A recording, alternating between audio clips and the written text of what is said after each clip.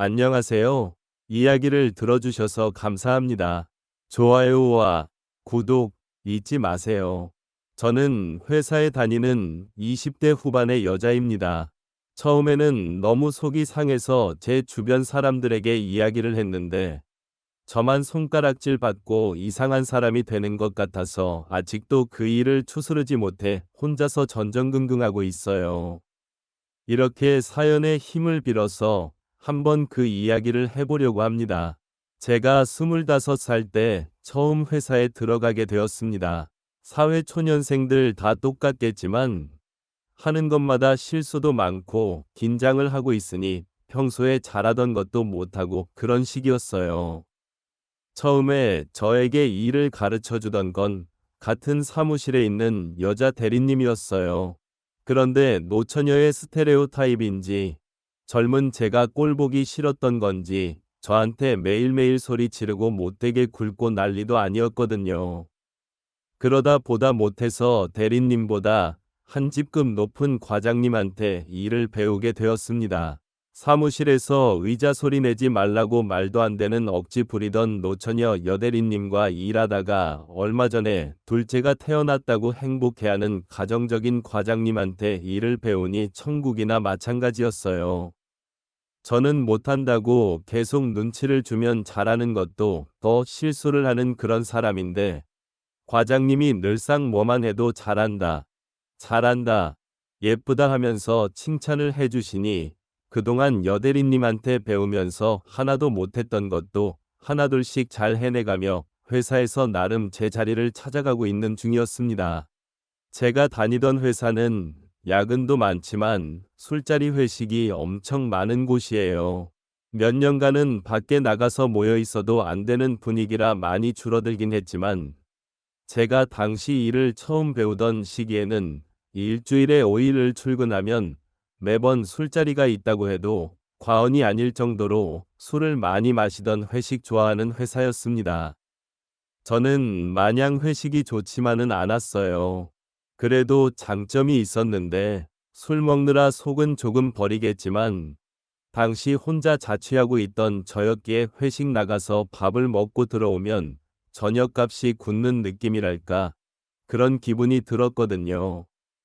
평소에 고기 같은 것도 집에서 잘 못 먹는데 회식 나가서 실컷 먹고 오자 그런 기분이었어요.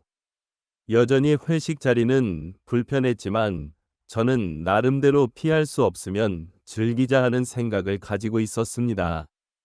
그러던 어느 날이었지요. 부장님이 이번에 우리 팀에서 제출한 서류로 계약을 크게 낸 건데 그게 엄청 잘 되고 있는 상황이라 부장님이 한턱 쏜다고 하시더라고요. 부장님이 한턱 쏜다고 하면서 손에 들고 있던 건 법인 카드였기는 했지만 아무튼 그래서 그날 약속이 있으면 무조건 취소하라고 하는 거 아니겠어요? 어차피 그날 약속도 없었고 그 주 내내 의미 없는 야근과 회식의 연속이었기에 차라리 야근 없이 빨리 회식하고 일찍 들어가서 잠이나 자면 좋겠다 그런 생각을 하고 있었습니다. 저 말고도 우리 부서에 있는 모든 사람들 전부 저와 같은 생각을 가지고 있었을 거예요. 어차피 늦게 들어갈 거면 야근하지 말고 술을 조금이라도 일찍 마셔서 꽐라가 된 척 일찍 집에 들어가자 하는 생각이요. 회사 근처 번화가에도 좋은 집이 많았는데 부장님이 많은 분 가게에 매출 올려줘야 한다고 해서 조금 멀리 주거 지역 근처에 있는 삼겹살 집에 오게 되었습니다. 그런데 모처럼 버카를 들고 왔는데 누가 삼겹살을 먹고 싶었겠어요? 더 좋은 거 먹고 싶지. 그래서 다들 1차에서는 술도 안 마시는 분위기였고 금방 끝나게 되면서 자연스럽게 2차 자리로 옮겨지게 되었습니다.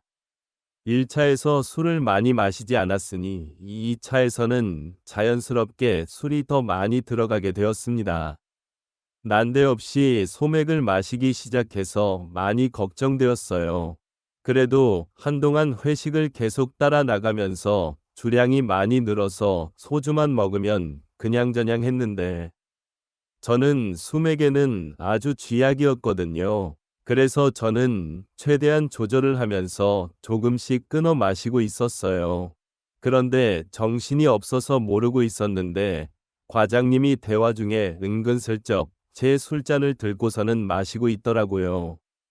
과장님이 제 옆자리에 앉아 있기도 했고 제가 제일 구석자리였어서 술잔을 들 곳이 마땅치 않아서 제 왼손이 있는 쪽에 잔을 내려놨었거든요.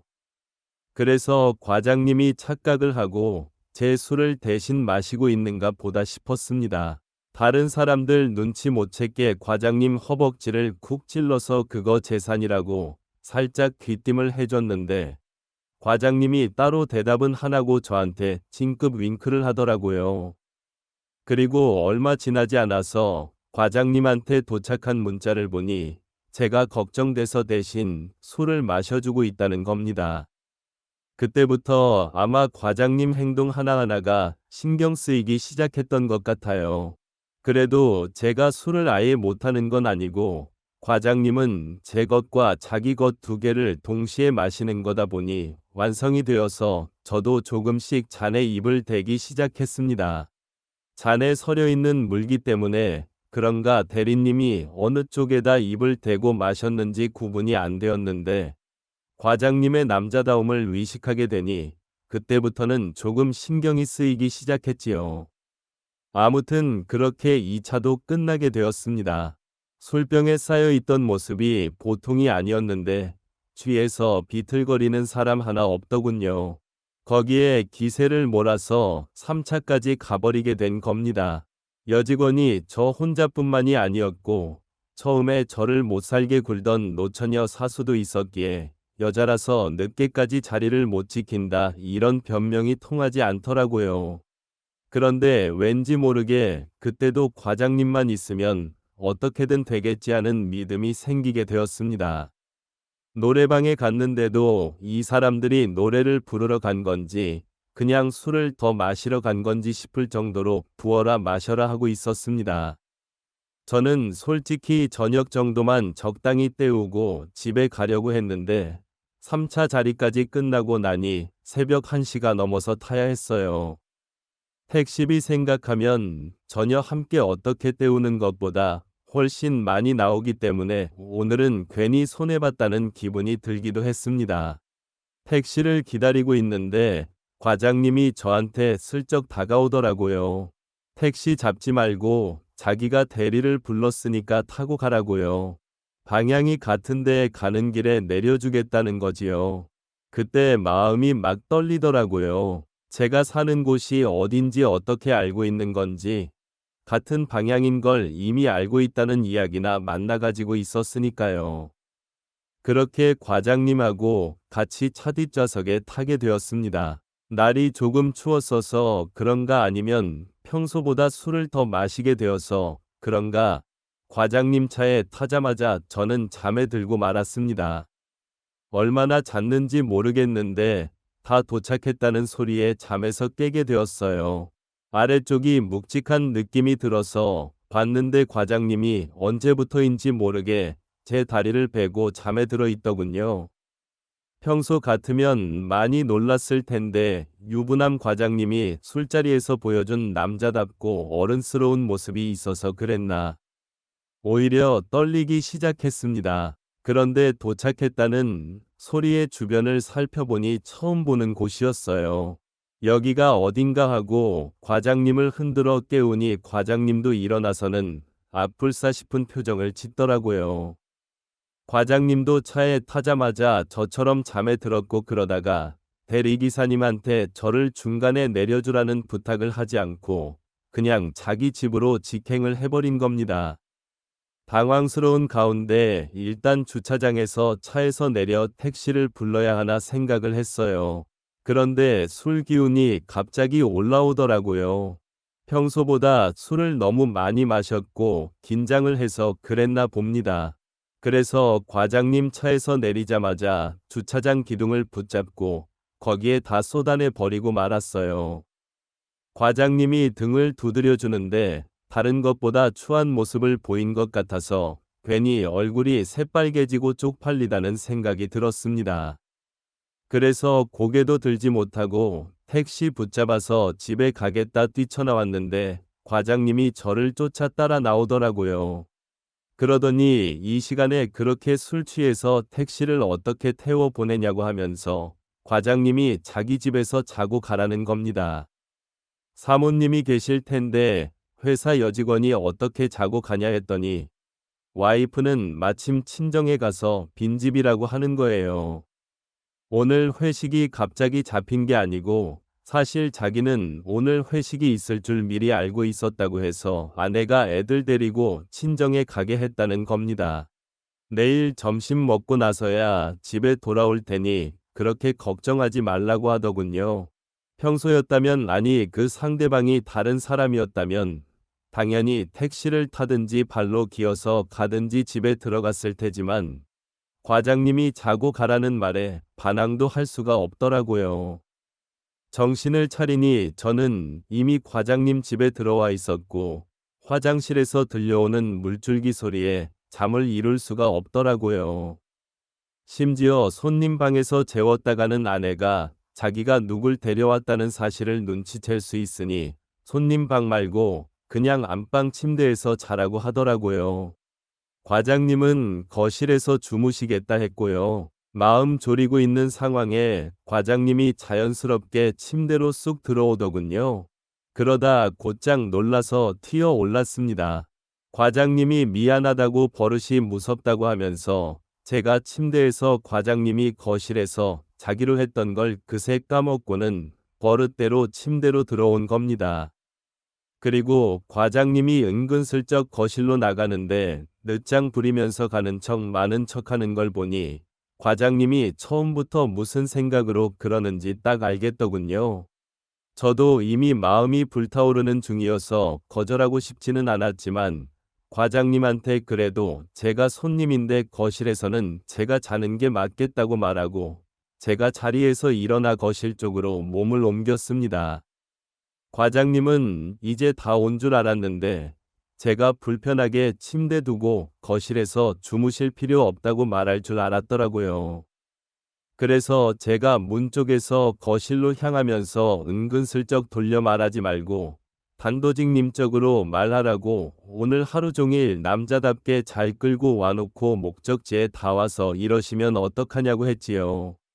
그러니 과장님이 저는 못 당하겠다 싶었는지 사실 제가 그 노처녀 직원한테 괴롭힘 당할 때부터 아니 제가 입사했을 때부터 저를 같은 회사 직원이 아니라 한 명이 이성으로 느끼고 있었다고 하더군요.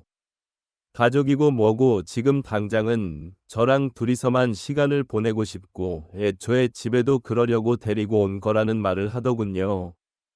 그렇게 그날 과장님의 방에서 두 사람만의 야근을 하게 되었습니다. 침대 옆 협탁에 놓여있는 과장님의 가족 사진, 그리고 아내분이 쓰는 걸로 보이는 방 안에 있는 화장대 위에 올라가 있는 과장님의 두 아이들의 사진이 눈에 들어왔지만 당장 애아빠인 과장님도 개의치 않는데 제가 죄책감 가질 필요도 없겠다는 생각이 들었습니다. 그리고 그날을 기점으로 저랑 과장님은 회사에서도 직접 가깝게 지내며 시간을 보내곤 했습니다. 과장님이 특히 외부 업무 인수인 게 차 저를 그렇게 데리고 다녔는데 그 짧은 틈에도 언제나 어디서나 둘이서만 같이 있는 그 장소는 언제나 서로의 추억을 쌓는 장소가 되고는 했습니다. 어느 날 저를 가르쳐 주던 노처녀 여직원이 어느 날 저한테 사진 한 장을 보내주더군요. 그 사진 안에는 제가 그렇게 사랑에 맞지 않던 과장님이 그 노처녀 여직원과 함께 과장님의 집안에서 있는 사진이 있었습니다.